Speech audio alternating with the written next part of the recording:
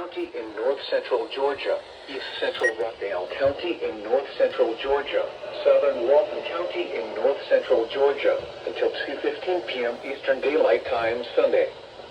At 8:14 a.m. Eastern Daylight Time, Doppler radar indicated thunderstorms producing heavy rain across the warned area.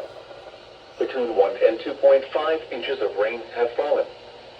Additional rainfall amounts of 1 to 2 inches are possible in the warned area. Flash flooding is ongoing or expected to begin shortly. Hazard: flash flooding caused by thunderstorms. Source: radar indicated. Impact: flash flooding of small creeks and streams, urban areas, highways, streets, and underpasses, as well as other poor drainage and low-lying areas. Some locations that will experience flash flooding include Conyers, Covington, Social Circle, Oxford, Porterdale, Walnut Grove, Newborn, Mansfield, Jersey, Brick Store, Starsville, Almond, Gum Creek, Herndonville, and Ebenezer.